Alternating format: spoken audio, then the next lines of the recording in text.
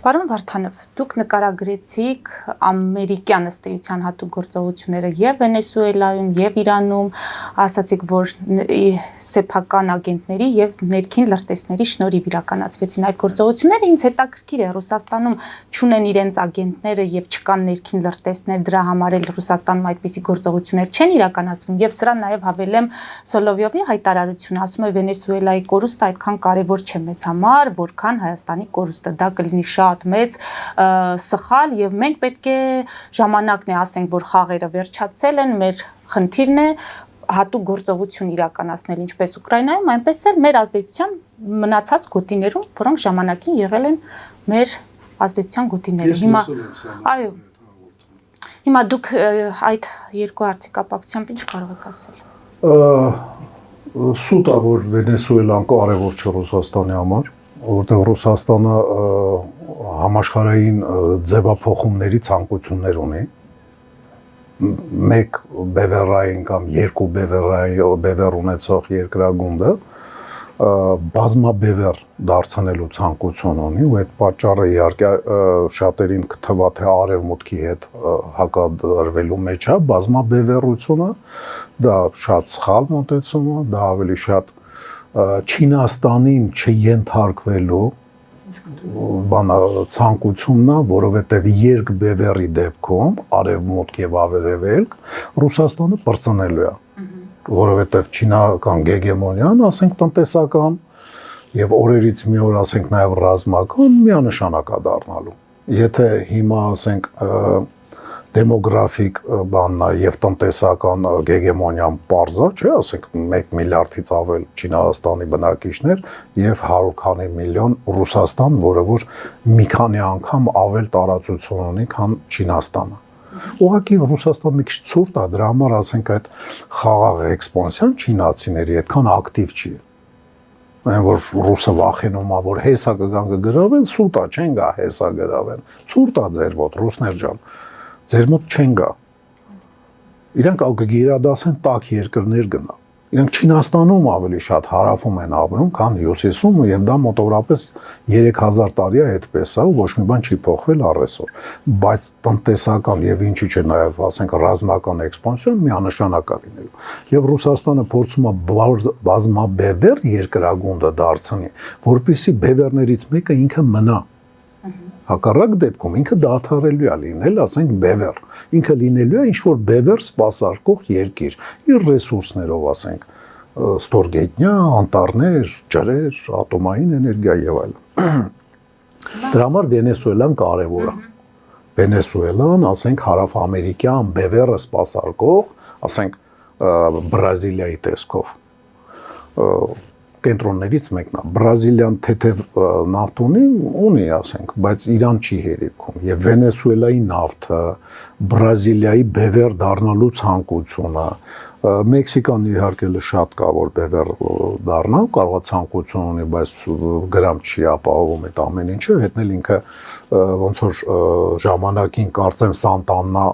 բաննա պրեզիդենտն է Մեքսիկայի ասել, ինչքան հիշում եմ 1840-ական թվականներին մենք Աստծուց հեռու ենք, իսկ Ամերիկային մոտիկ, այդ Տեխասը կորցնելուց հետո են ասել, իրանք շատ թփրտալու տեղ չունեն։ Վենեսուելան կարևոր է ոչ թե նավթի պատճառով, սոթի խոսակցություն է, որտեվ այդ ծանր նավթը, որը գուդրոնի ասֆալտի ամրություն ունի, պետք է մեջը լիքը բանը պարսկական նավթ բերես լցնես կամ Տեխասի թեթև նավթերը բերես լցես խառնես, որ ինքը դառնա ինչ որտեղ պիտանի բան, որ գործարանները կարողանան այդ ծանր նավթը մշակել։ Դուսինք թանգանոց բան է, իզուր չի որ Տրամպը հավաքել էր նավթային ընկերությունները եւ ասել էր 100 միլիարդ թող ներդրեք։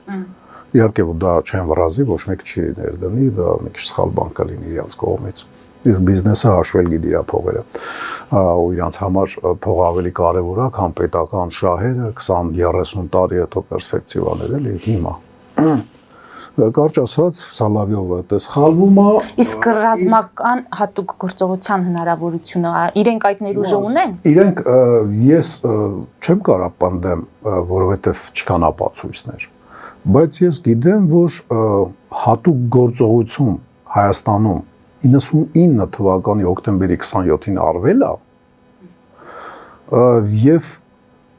99 թվականին հաստատ ստեղ այտենց ուժ չուներ ոչ մի երկիր Հայաստանից եւ Ռուսաստանից բացի ոչ ոք Փաստորեն նայրի բանա Հունանյանի այդ ստոր սրիկա դավաճանական արարքը, որը գլխատեց Հայաստանի Հանրապետությունը, ամենակիչը կես տարով սարցրեց տնտեսական կյանքը, Պաշտպանության նախարարությունը մի ամսից ավել նշանակումներ չէր հետում։ Պատկերացնում եք, ասենք հսկայական բանակ 80,000-անոց այդ ժամանակ մոտորապես այդքան էր։ Եվ 80,000 մարդու հոսքը ինչ մեծ է նշանակումներ, այս մեկ ընդե է տեղափոխվում, այս մեկի կոչումն է բարձրանում, այս մեկի աշխատավարձը իջացնում են տուգանքի բան, մի ամիս ոչ մի թուղթ չէր, ասենք, բանանում սառել էր Պաշտպանության նախարարությունը։ Եթե թուրքը հարձակվեր այդ ժամանակ, մեզ կոչնչացներ։ Դա բացահայտ դավաճանական արարք է։ Ինչ որ լրտեսների կողմից ղեկավարվող։ Այդ լրտեսները, որ դավաճաններից օգտվում են, այդ ժամանակ ստե այտենց ուժ ուներ միայն Ռուսաստանը, որ կարար նման բան կազմակերպել, Ամերիկայի Միացյալ Նահանգները, մեկ էլ երևի Հայաստանի գաղտնի ծառայությունները։ Ամերիկայի Միացյալ Նահանգներն էլ, ասենք, վերապահումներով կարային նման բան անեին, որոշակի վերապահումներով։ Կարճ ասած, մենք հատուկ գործողության ականատես եղել ենք մեր մաշկի վրա, ուղղակի կոնկրետ ով անցկացրել չգիտենք։ Չունենք փաստեր։ Կասկածներ կա, ոնց որ մի քիչ առաջ նկարագրեցի, դա մեր համար, ասենք, նորություն չպետք է լինի, էլի։ Ու դրան պիտի պատրաստված լինի։ Եվ դրանից ելնելով է, որ ասենք մոտավորապես 2000 թվականի ծեսյան մի ուրիշ ձևի ուժեղացել է առաջի դեմքերի պաշտպանության վարչությունը։ 10-րդ վարչություն էր կոչվում, թե 9-րդ, չեմ էլ հիշում, հիմա առանձին կառույց է։ Որ մի տեսակ կապուտ համարներով ֆրֆռում են մեքենաներով, մի ուրիշ ձևի, ասենք, իրանք ուժեղ են։ Առաջներում իրանք այդ քանակ մարդ չեն ունեցել, այդքան չեն պարապել, հա, 100%, որովհետև նման փոքր երկրներ ոնց որ Հայաստանն է, հետնել բավականին լուրջ կշիռ ունեցող ոնց որ Հայաստանն է, ես չպետք է զարմացնեմ այդ բանը ասելով, էլի, եթե առաջներով մենք թուրքական այդ հրեշի կոկորտին կանգնած ոսկոր էինք, հիմա այս կոկորտը մենք ինքնակամ լքել ենք ներսից, ոսկոր որպես դուրս ենք եկել, 44 օրյա մարտերի արդյունքում են դեպքում, որ այդ մարտերը պետք է շարունակվեին, ասենք 150 օր, 300 օր Ուկրաինայի փորձը գոնե ցույց է տալի, եւ հաստատ մենք ավելի շահեկան վիճակում ենք, քան Ուկրաինան, որտեղ մենք լեռնային, ասենք, երկիր էինք, եւ մենք ավելի հեշտ կդիմադրեինք թուրքական էքսպանսիայի, ասենք, փորձերին։ Ուղղակի մենք միանգամից մեր թաթիկները բարձրացրեցինք 1.5 ամիս հետո, ոնց որ Ֆրանսիան նկատի ունեմ 40 թվականին։ Հա, ու բանը մենք երբ որ sense նայում ենք ինչ կարան անեն այդտեղ էլի հատուկ գործողություններ դրա համար առաջի դեմքերը պետք է պաշտպանեն։ Հիմա դա զգուշացում համարենք, թե գործողության կոչ։ Ասում են պատահական մարդ չէ Սալավիովը, եթե նա ասում է, ուրեմն ես կասեի դուրակ չի, քանի որ ինքը ռուսական եթերում է, դրա համար ռուսական բառ օգտագործեմ, հայերի համար հասկանալի։ Ինքը դուրակ չի,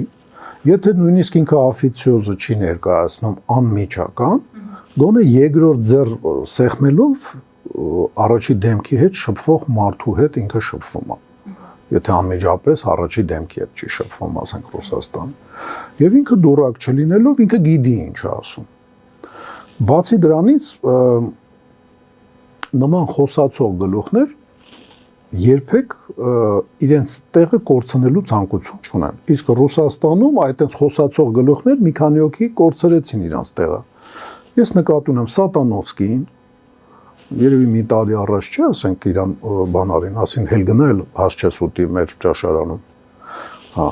այս Լագյանից էլ չես օգտվի։ Դրանից առաջ Գուսմանը, թե դրանից անմիջապես հետո մեկը ուրիշ բանի պատճառով մեկը, ուրիշ բանի պատճառով, բայց որ կհեռացնեն ու հեշտ, դա պարզ երևում է։ Եվ Սալավյովը հաստատ ավելի զգուշ կլինի, որտեղ ինքը չի ցանկանա այդ իր չափաբաժնից, ասենք, հրաժարվել։ Նշանակում է իրան կամ ոնց որ ասած կաթացրել են, կամ էլ անմիջապես ասել են։ Անմիջապես հրամայել են, կարգադրել են։ Դա ինձ թվում է զգուշացում է, որովհետև այ ոնց որ Մադուրոյի բանը մեր մոտ չի անցնի։ Որովհետև մենք այդտենց հատուկ օպերացիա ունեցել ենք։ Մենք ունեցել ենք Նորիեգայի ձերբակալման օպերացիան, բայց սպանությունով, ոչ թե ձերբակալումով։ Մենք ունեցել ենք Մադուրոյի փախցնելու օպերացիան, բայց սպանությունով, այն էլ մի հոգու իր կնոջ հետ չէ, այլ Հայաստանի Հանրապետության գլխից զրկվեց Հայաստանի Հանրապետության, բանը ասենք, հանրապետություն գլխից զրկվեց։ Երբ որ ես նման բանը ասում եմ, մտածում եմ դե պրեզիդենտը ոնց որ թե կար, բայց հաշվի առնելով, որ իրական իշխանությունը մի հոգու ձեռ չի, շատ հիմար հայտարարություններ էր անում, ասենք տարբեր մարդիկ, որ ասում են պետությունը դա ես եմ։ Ես Լյուդովիկոս 14-ի հետ եմ, որը 17-րդ դարում է նման բան ասել։ Ու Իրանից հետո ով կրկնում է, էլի ասենք, հաստատ Լյուդովիկոսից ավելի խելացի չեն, էլի ասենք։ Չի կարա ոչ պետությունը մի մարդ լինի, ոչ էլ կառավարությունը մի մարդ լինի։ Նույնիսկ եթե արքայություն է դա, նույնիսկ եթե թագավորություն է, նույնիսկ եթե թեոկրատիա է, ոնց որ Իրանում այատոլլային սպանելը բան չի փոխում։ Մադուրոյին փախցնելը բան չի փոխում։ Մեկը պետք է կամ պայքարես այն համակարգի հետ պետական, այն գլխի հետ, որը որ ղեկավարում է Վենեսուելան միջև հիմա։ Մադուրոն այդ գլխի մի հատվածն է։ Գլխատվեց, ասենք, Իրանի ռազմական ղեկավարությունը կես տարի առաջ, բայց մեկը մի օր տևեց։ Մեր մոտ տևեց կես տարի։ Եվ մենք այդ փորձը դառը փորձ ունենալով հաստատ մեր մոտ նման սպեցօպերացիան այտենց հեշտ չի լինի անցկացնել։ Ոնց որ Մադուրոյին փախցնելը կամ Նորիեգային ձերբակալելը,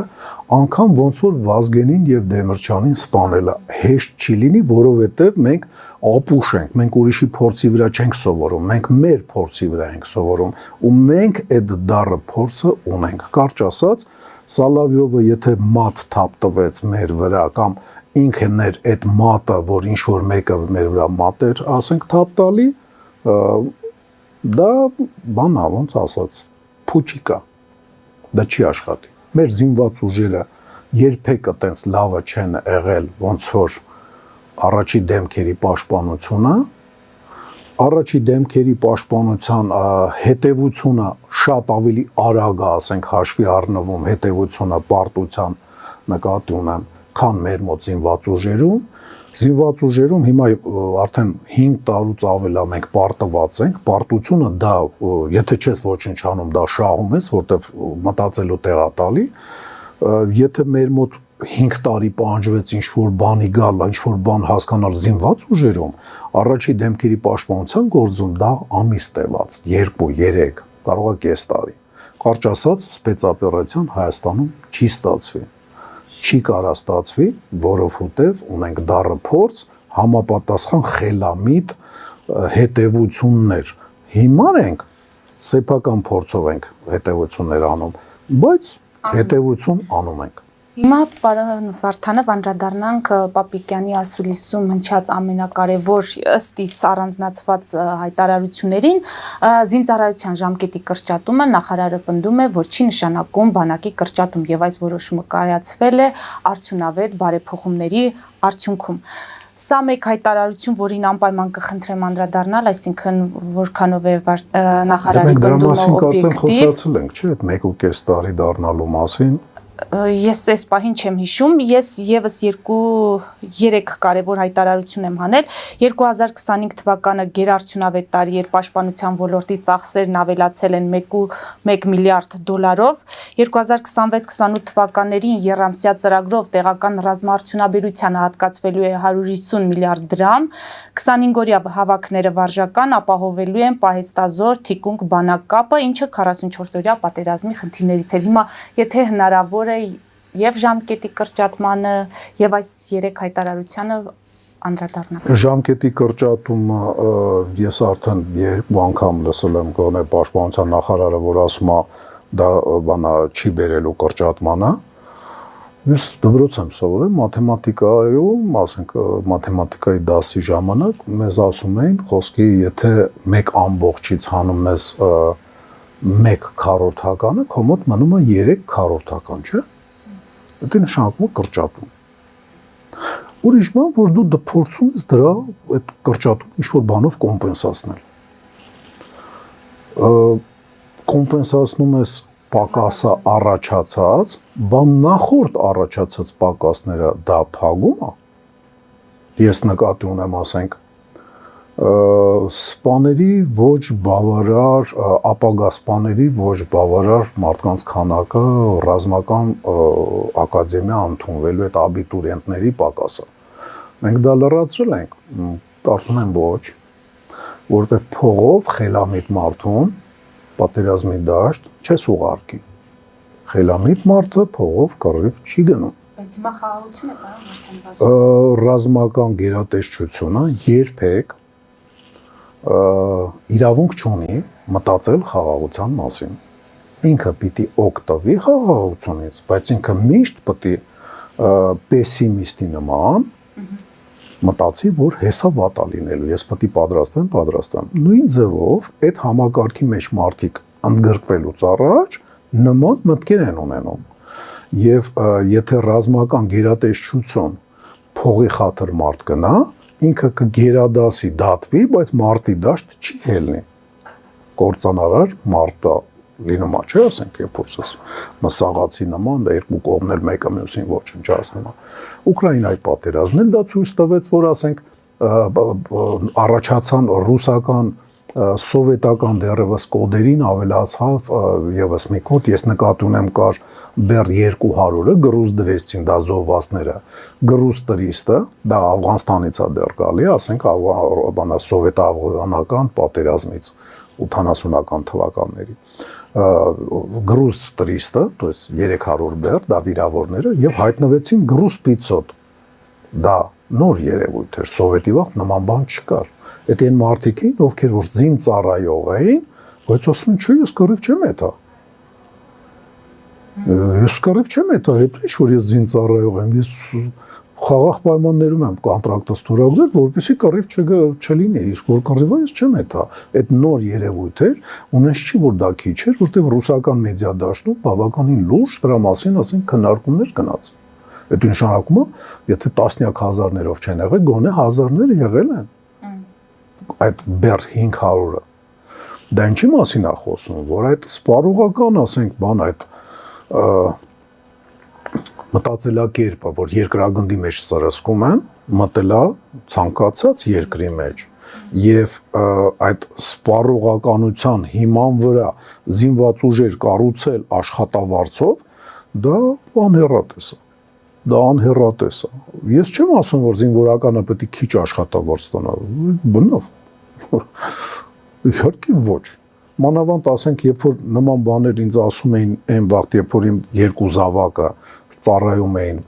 հայկական զինված ուժերում որպես բան, թոնարապես խնդալու էր դառնում, էլի ասենք, որտեղ իմ ընտանեկան բյուջետը կախված էր իմ երկու զավակի, ասենք, ծառայությունից, ու իրանց աշխատավարձը, երբ որ Արշակինը դարել էր կրսեր որդիս Օմար էր ծառայում 360 թե 380 հազար, այն դեպքում որ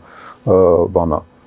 միջին աշխատավարձը դրանից մի 7 անգամ քիչ էր, թե 5 անգամ քիչ էր, իհարկե ես դրան դեմ չէի, բայց դրա վրա ամբողջ իդեոլոգիան կառուցել սպայական, սերժանտական եւ պայմանագրային բանա մարդկանց ներգրավելու, իսկ այդ իմ թվարկած 3-ը դա կամավոր ցանկությունով է, ժամկետային կամավոր չի, ինքը պարտադրված է հարկի նման, այսինքն ինքը հարկն է արունով։ Պետք չի բառացի հասկանալ, որ արուն պետք է թափես անմիջապես, չէ, ինքը կա հարկ, ոնց որ ասած, ոսկով եւ կա հարկ արունով, այդ ժամկետայինը դա հարկ ոսկովն է, իսկ պայմանագրայինը, ասենք, սերժանտական ծառայությունը ինչ որ ուզում են մտցնեն, դա էլ պայմանագրայինի մի մաս է, ու կամ առանձին կամ ընդհանրացված։ Եվ սպաների, ասենք, ներգրավումը դա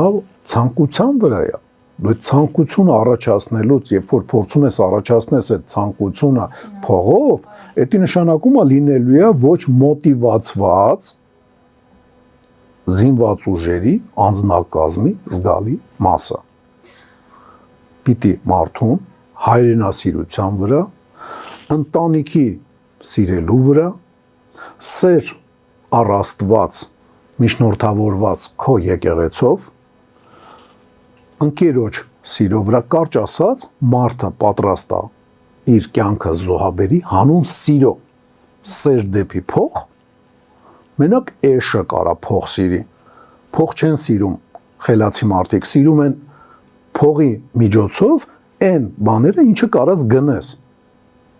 փողը սիրել անիմաստությունը։ Իսկ թվերը տպավորում են ձեզ, պարոն Վարդանով, որը հատկացում է եւ պաշտպանական ոլորտին եւ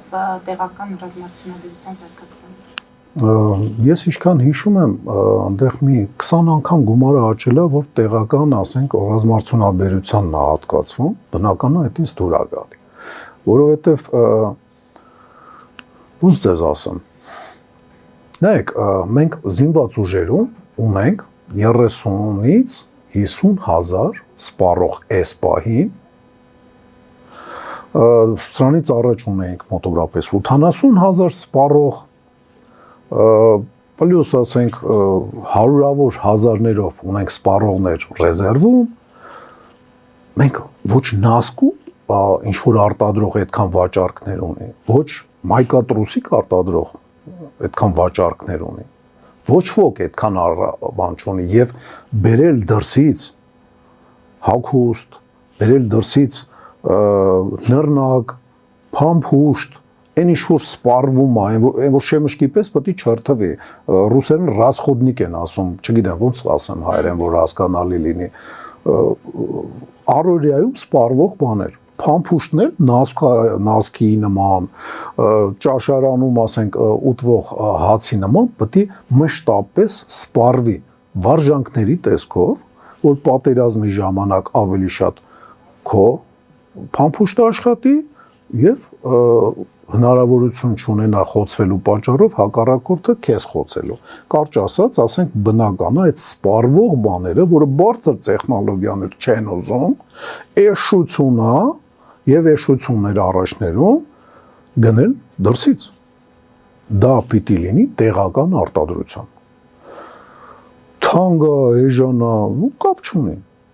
որովհետեւ դու գալիս ես մարտական գործողություններում, այդ հիմնական ծախսը այն հրթիռը չի, որ մի հատ գնաց դեպի Գյանջա, լեզուս պապանձվի, գանձակ, այն մի հրթիռը չի, որ անտառներում, ասենք, գմփած, հիմնական սպառվում է փամփուշտը, որը մի փոքր, ասենք, Թուրքիա հայտնվելուց մի գլուխ, ասենք, մի բատալյոն, ասենք, տրսնում է, լցում է անտառի վրա, էդի այն հսկայական քանակն է, որ միլիոններով ծախսվում է, րոպեների ընթացքում, դա պիտի դու միշտ արտադրես, մայկատրուսիկը պետք է արտադրես, սնունդը պետք է արտադրես, հագուստը պետք է արտադրես, նասկին պետք է արտադրես, ասենք, ոնց ձեզ ասեմ, դա ողջունելի է։ Ու այն ինչ որ ես միշտ ասել եմ, ու